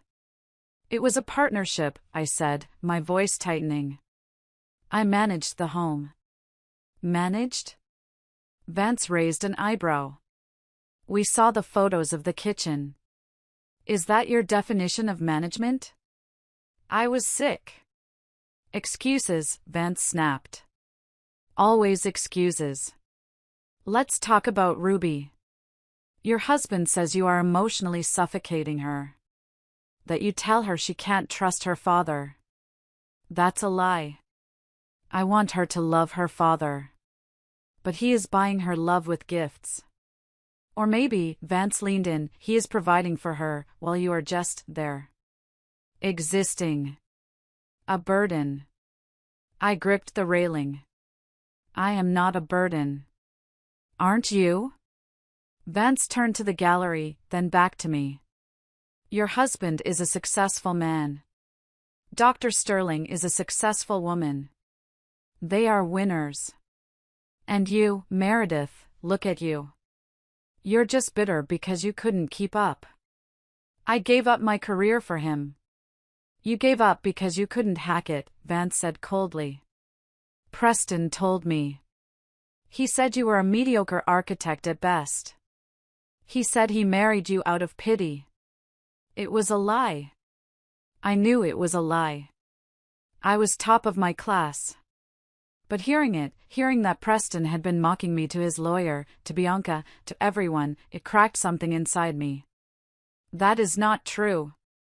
I raised my voice. And now, Vance continued, ignoring me, you want to drag Ruby down with you. You want to make her mediocre too. You want to keep her in this small town, in a small life, instead of letting her go to Zurich where she can flourish. She is 7. I screamed. She needs her mother. She needs a stable mother. Vance shouted back, his face inches from mine. Not a woman who screams. Not a woman who falls apart. Look at this. He slammed a large photograph onto the railing in front of me. It was me. In my bedroom. My hair was wild, my eyes were swollen shut, and my mouth was open in a scream of pure anguish. It was taken the night Preston told me he was leaving. The night he shoved me. The night I thought my life was over. I wasn't crazy, I was heartbroken. But in that photo, frozen in time, I looked like a monster. Is this the face of a sane woman? Vance bellowed to the courtroom. Is this the face you want putting your child to bed? He took that after he pushed me. I wailed, standing up. He provoked me. He smiled while I cried. He's the monster. Can't you see? He's stealing my life. I was pointing at Preston. My hand was shaking violently. I was crying, ugly, heaving sobs. Your Honor. Vance turned to the judge, spreading his arms wide. I rest my case. The witness has proven Dr. Sterling's diagnosis perfectly. Volatile. Hysterical. Unfit. I froze. I looked at the judge. He wasn't looking at the photo. He was looking at me. And in his eyes, I saw pity. And dismissal.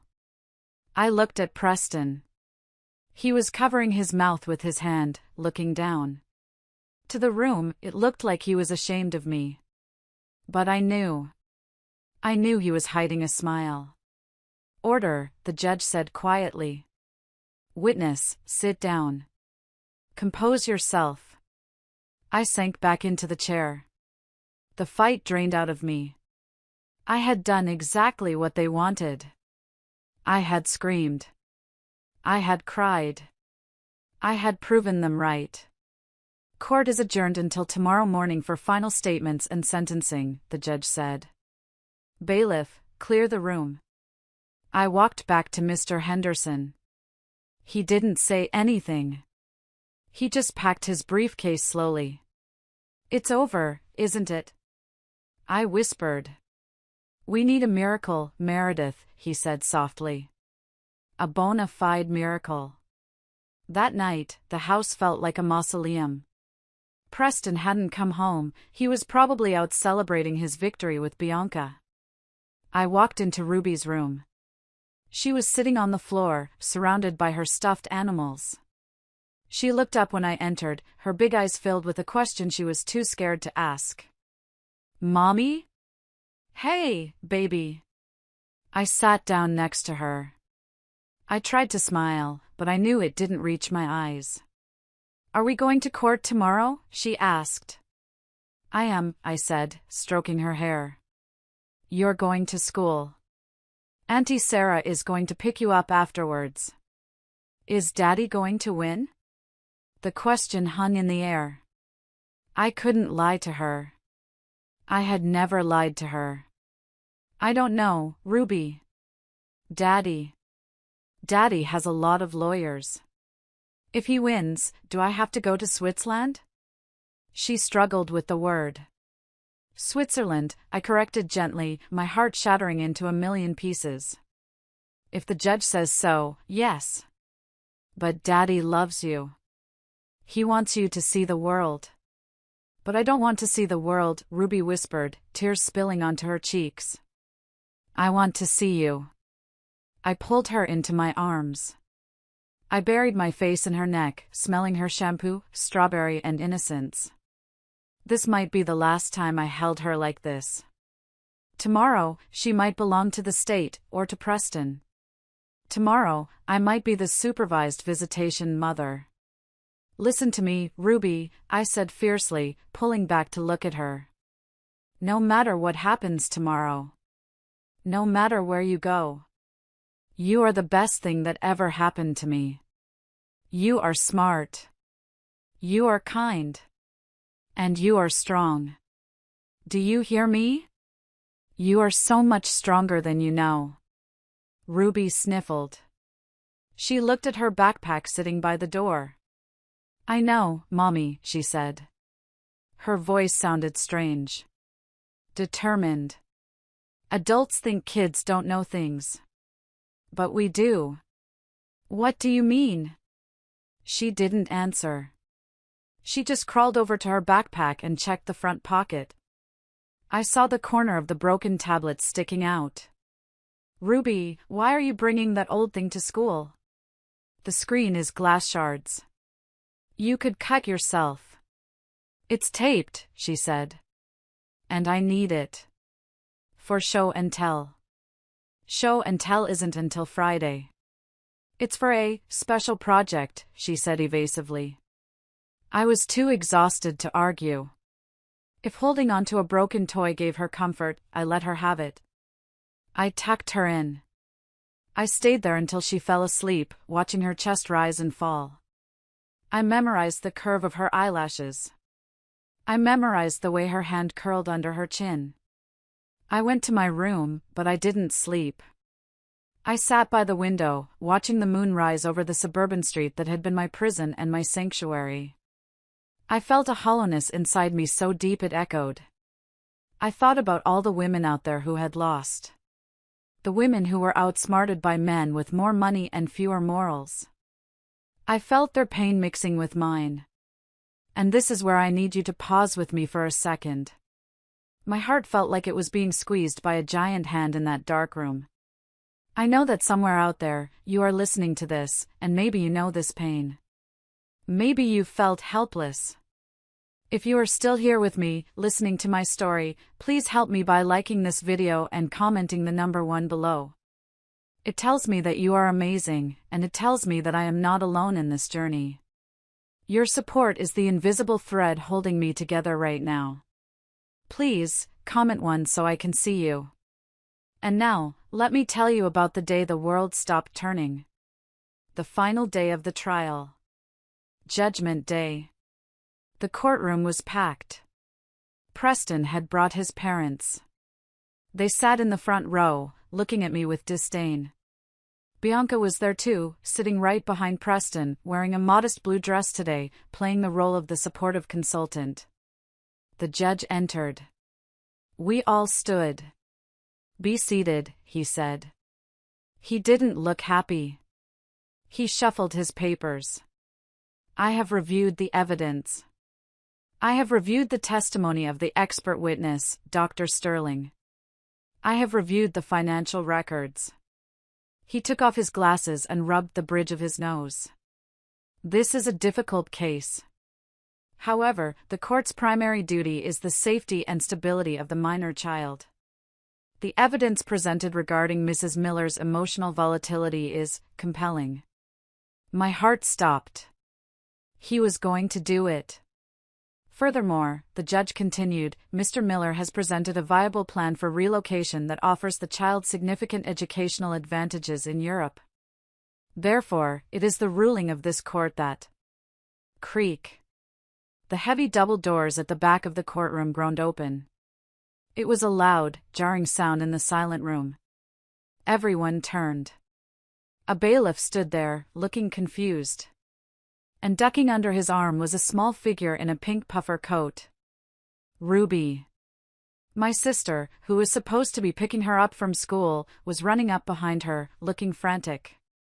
Ruby! Stop! You can't go in there. Ruby? I gasped, half rising from my seat. Preston stood up. What is the meaning of this? Why is my daughter here? Get her out! Vance shouted. This is a closed session. But Ruby didn't stop. She walked right down the center aisle. She looked tiny in the massive room, but she walked with a determination that made her look 10 feet tall. She wasn't looking at me. She wasn't looking at Preston. She was looking directly at the judge. Young lady, the judge said, his voice stern but surprised. You cannot be in here. Ruby stopped at the gate that separated the gallery from the court floor. She gripped the wooden railing. Are you the boss? Ruby asked, her voice trembling but clear. The judge blinked. I am the judge, yes. My daddy said you're going to make me go away, Ruby said. He said you're going to make me live with him and Auntie B. Ruby, stop this instant. Preston yelled, his face turning red. Sarah! Get her out of here. No! Ruby shouted back, spinning to face her father. I won't go. You're a liar. The room gasped. Young lady, the judge said firmly. We do not yell in court. Ruby turned back to the judge. She reached into her backpack. My heart hammered. Was she pulling out a toy?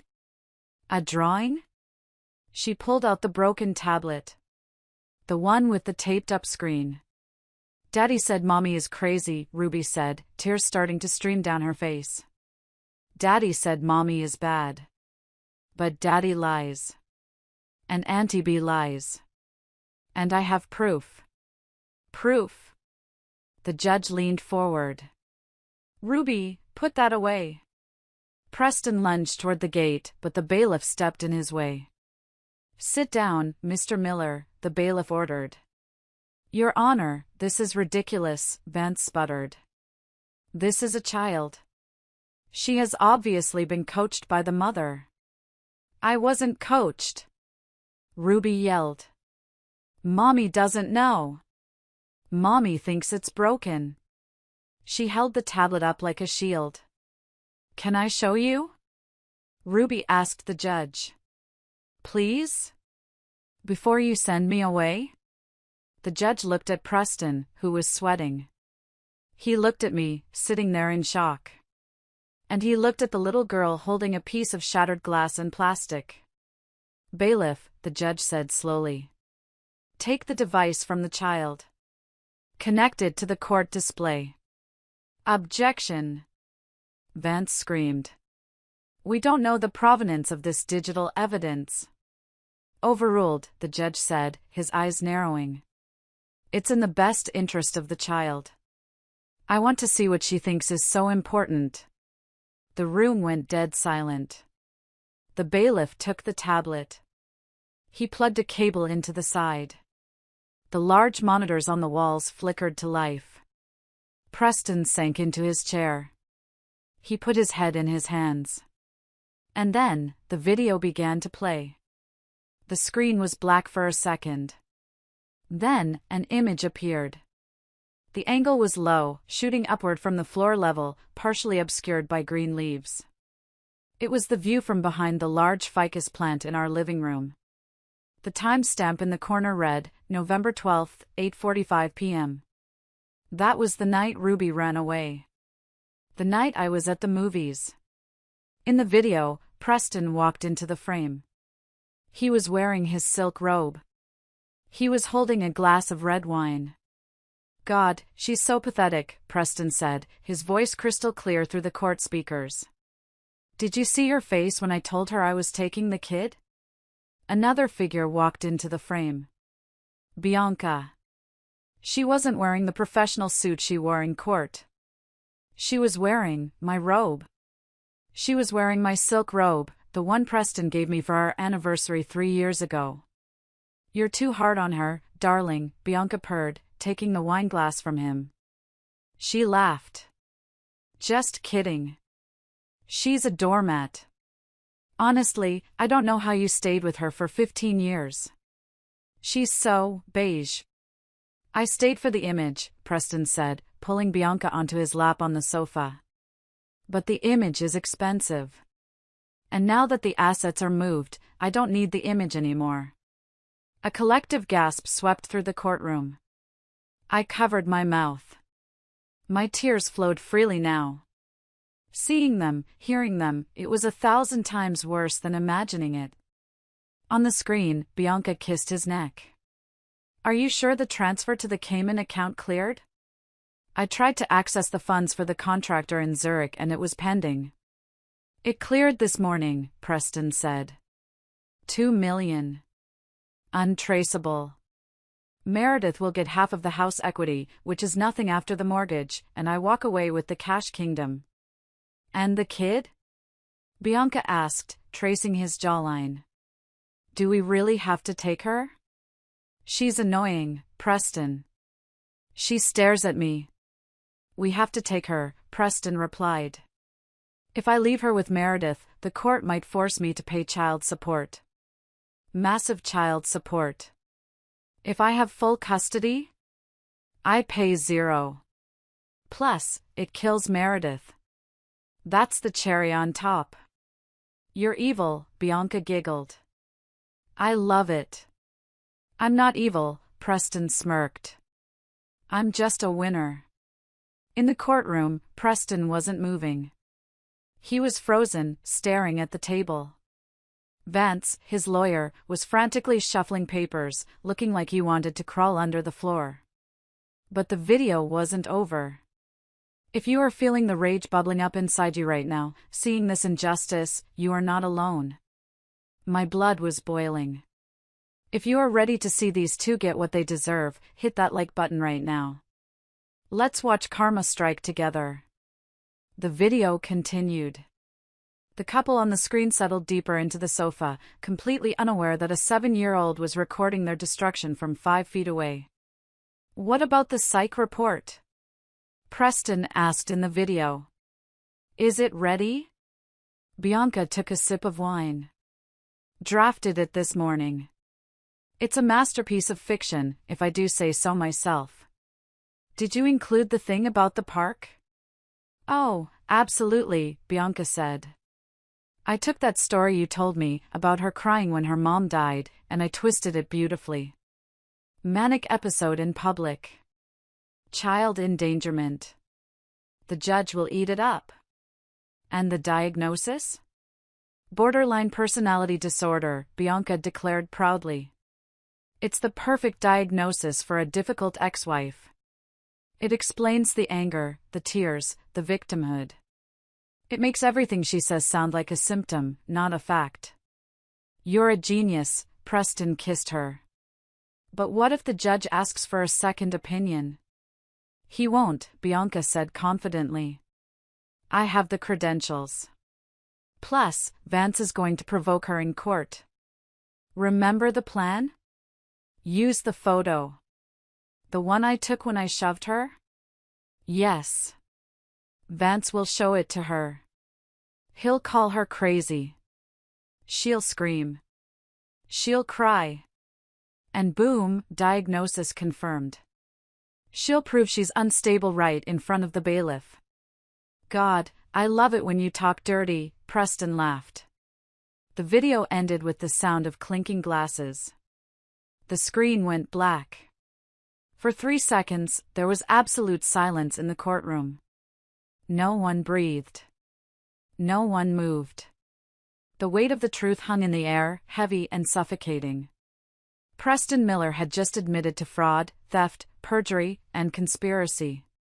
Bianca Sterling had admitted to falsifying medical records and perjury. Then, chaos broke loose. "You set me up!" Preston screamed, jumping up and pointing at Bianca. "You wrote the report. It was your idea." "Me?" Bianca shrieked, her poised facade shattering instantly. "You told me she was crazy. You told me to write it. You paid me. Sit down." The judge's voice roared like thunder. He didn't use the gavel. He stood up, his face red with a fury I had never seen in a human being. "Bailiff." The judge pointed a trembling finger at the doors. "Lock the doors. Nobody leaves this room. Nobody." The bailiff moved fast, standing in front of the double doors. 2 police officers who were stationed in the hallway stepped inside. The judge looked down at Preston and Bianca. His eyes were burning. "In 30 years on the bench," the judge said, his voice shaking with rage, "I have seen liars. I have seen thieves. But I have never seen such a calculated, malicious mockery of this court." He turned to Vance. "Counselor, did you know about this?" Vance stood up, his hands raised in surrender. "Your Honor, I had no idea. I was relying on the expert witness. I am withdrawing as counsel immediately." "Wise choice," the judge spat. "Because you'll be lucky if you aren't disbarred for negligence." He turned his gaze to Bianca Sterling. She was shrinking in her seat, clutching her pearls. "Dr. Sterling, you stood in my court, under oath, and presented a fabricated medical diagnosis to strip a mother of her child?" I. Bianca stammered. "It was a theoretical assessment. It was perjury." The judge slammed his hand on the desk. "It was child abuse. And you, Mr. Miller. You admitted to hiding assets. You admitted to provoking your wife to frame her." The judge looked at Ruby, who was still standing at the gate, looking scared but brave. His expression softened instantly. "Young lady," he said gently. "Thank you. You are the bravest person in this room." He looked back at the officers. "Officers, take Mr. Miller and Ms. Sterling into custody immediately. Charges include perjury, conspiracy to commit fraud, and contempt of court.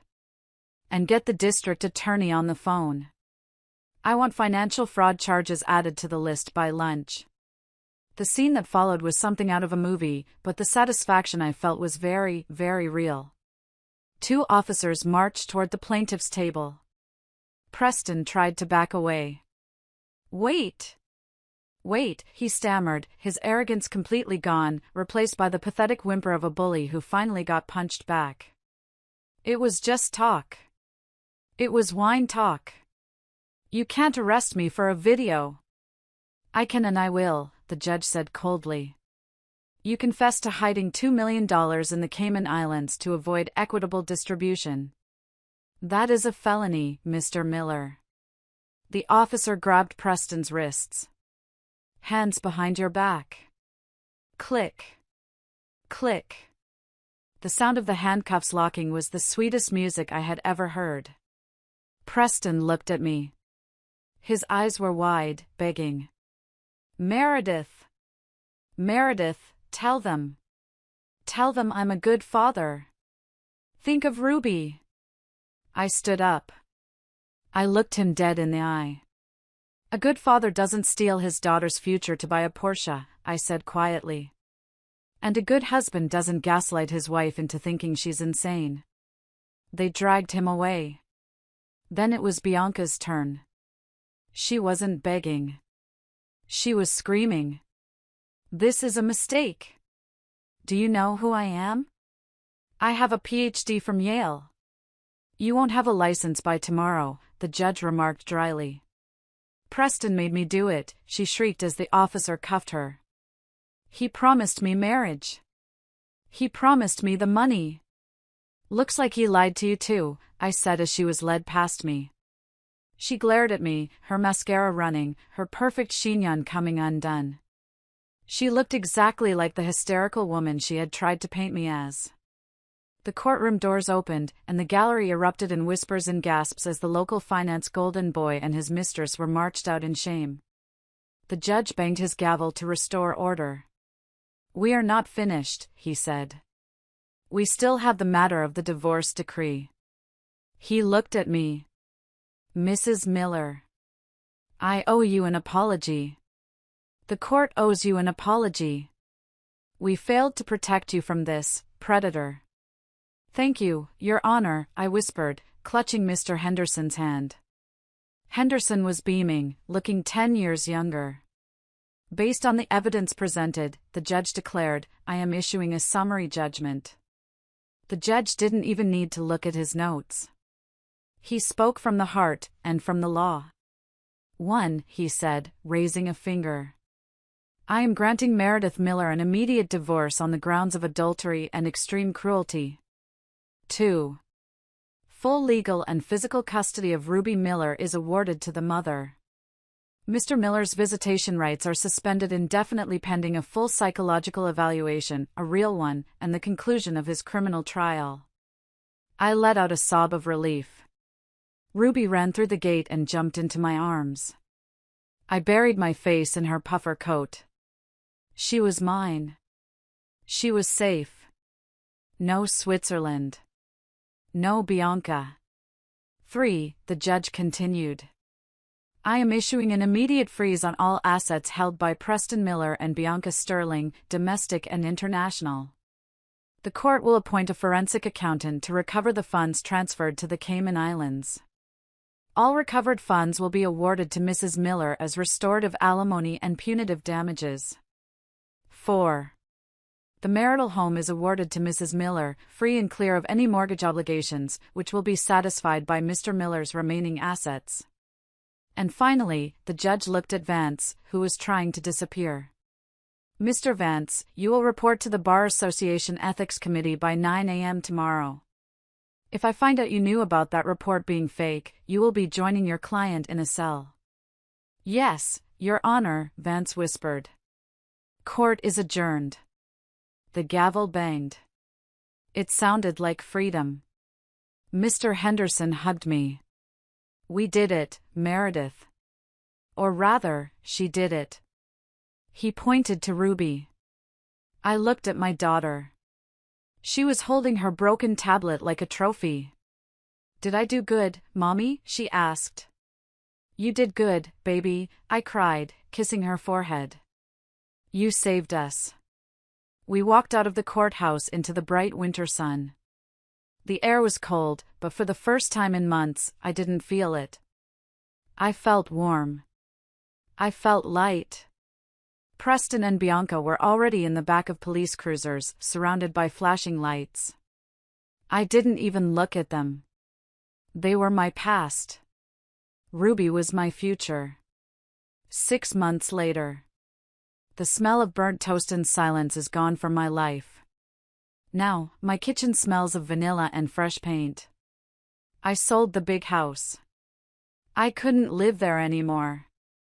Too many ghosts in the hallways. With the settlement money, and yes, the forensic accountants found every single penny Preston tried to hide, I bought a beautiful, sunlit farmhouse with a big garden. I also reopened my design studio. Meredith Miller Interiors is officially open for business. My first client? The judge's wife. Funny how life works. Ruby is thriving. She goes to a new school where she joined the robotics club.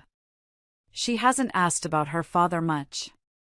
He's currently awaiting trial and looking at 10 to 15 years for fraud and perjury. Bianca lost her license and is facing jail time too. One afternoon, Ruby and I were painting the walls of her new bedroom, a bright, cheerful yellow. "Mom," Ruby said, dipping her brush. "Can I ask you something?" "Anything, sweetie."